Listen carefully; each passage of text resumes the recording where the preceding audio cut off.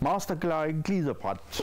Som I kan se, så kan det fås i mange varianter. Det unikke med Masterglide er, at det er lavet af miljøvenlig polyethylen. Det er fleksibelt, og det kan ikke knække sammen. Ydermere så har det gode, grebsvenlige, ergonomiske håndtag. Og for at det skal ligge stabilt mod et hvert underlag, så har vi antiskridbelægning på bagsiden, så det låser sig mod underlaget. For at brugeren ikke skal hænge fast med bagdelen i kørestolens hjul, kan bagkanten af Masterglide bøjes op, og derved glider beboeren forbi hjulet uden at hænge fast. Glidepude til Masterglide får som tilbehør. Den er ment, der skulle anvendes, når brugeren for eksempel har bar hud og ikke ønsker at hænge fast i glidebrættet. Jeg åbner velcro-båndene på glidepuden, fører den ind i sporene i Masterglide, der, og den nederste fører jeg ind i det spor.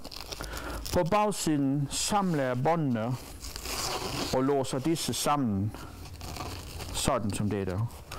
Og glidepuden er nu fastgjort til Masterglide glidebrættet. Glidepuden fås i en polstret variant og også i en tynd udgave.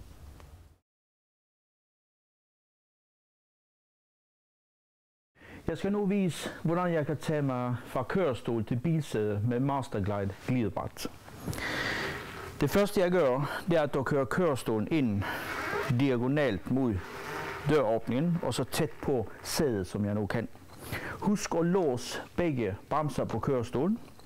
Og som I ser nu, så har jeg valgt det lange glidebræt, der flytteafstand tit er længere mellem kørestol og bilsæde. Jeg vil nu forsøge at få glidebrættet placeret, sådan at jeg får det ind under højre hofte, og at kanten, som kan bøjes op der, den skærmer mod gummibelægningen på hjulet. Jeg tager nu fat med min højre hånd, lægger min vægt over på den højre hofte, sådan at jeg nu kan få vægten af hoften op på glidebrættet. Og så vil jeg kunne glide ind på bilsædet. Så stopper jeg op nu, for hvis jeg har behov for at løfte mine ben, så løfter jeg nu benene ind i bilen, og så kan jeg fortsætte med at glide ind, og så tager jeg det næste ben og lægger ind i bilen. Og nu er det meget vigtigt, at jeg læner mig frem og over, så at jeg får vægten på den venstre balle, så jeg nu kan glide bagdelen ind i sædet. Så retter jeg mig op og sidder nu, hvor jeg skal. Når jeg nu skal fjerne glidebrættet, så bruger jeg begge håndtagene der. Det vil sige, at glidebrættets fleksibilitet gør, at jeg bøjer det den vej, tager fat med højre hånd der, og med venstre hånd her, og så skyder jeg glidebrættet frem og tilbage, og så smutter det ud af sig selv. Jeg skal nu tilbage i kørestolen. Jeg har placeret kørestolen. Begge bremser er låst. Jeg tager med min venstre hånd fat i glidebrættets midterste håndtag, med højre hånd ned under venstre balle, og så gynger jeg frem og tilbage for at samtidig placere glidebrættet ind under venstre hofte. Jeg lægger nu glidebrættet ned mod underlaget, og for at glidebrættet skal ligge stabilt, er der på bagsiden antiskridbånd, som gør, at det låser sig mod underlaget. Jeg tager nu fat, lægger vægten over på venstre balle og glider mig op på glidebrættet.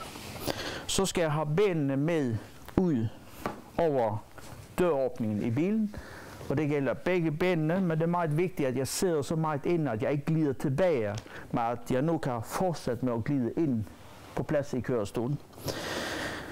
Det er så vigtigt, at jeg nu læner mig frem og kan komme ordentligt tilbage i kørestolen, inden jeg nu tager fat med venstre hånd i enden af glidebrættet, med højre hånd i det midterste håndtag, og trækker glidebrættet ud igen. Jeg skal nu fra kørestol til seng med Masterglide glidebræt.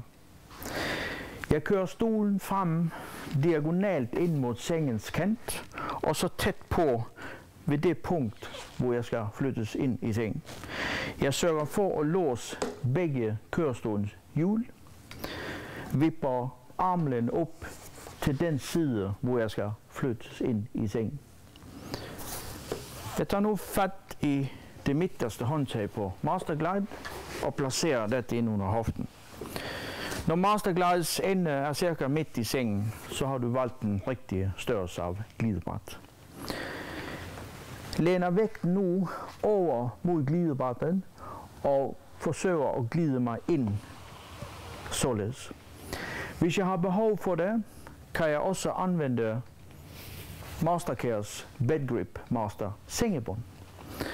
Der tager jeg fat i håndtagene og kan flytte mig ind. Og det er meget vigtigt, at man flytter i etapper, sådan at forflytningen den bliver tryg og sikker. Jeg sørger for nu at få hoften godt ind i sengen, midte. Nu skal jeg fjerne glidebrættet. Der bøjer jeg glidebrættet op, sådan. Tager fat i begge håndtag. Kører det tilbage, frem, tilbage, og nu smutter glidebrættet ud igen. Jeg skal nu flytte mig fra seng til kørestol. Jeg har nu drejet mig ud på sengekanten. Derefter så hæver jeg sengen en anelse højere end kørestolen. Sørg for, at begge hjulene på kørestolen er låst. Placer Masterglide ind under den venstre balle. Der er nu antiskidbelægning ind under glidebrættet, sådan at det låser sig mod underlaget. Bøjer op kanten, så det passer med hjulet der. Stemmer fra med den højre hånd og støtter mig med den venstre. Jeg begynder nu overflytningen ved at glide ind i glidebrættets midte, flytter benene, og i etapper flytter jeg mig over. Så er det meget vigtigt nu, at jeg nu læner vægten over på højre balle, sådan at jeg kan glide bagdelen ordentligt på plads ind i kørestolen. Derefter så lægger jeg vægten over til venstre side, samtidig med at jeg holder i håndtagene på glidebrættet og trækker glidebrættet lige så stille ud igen.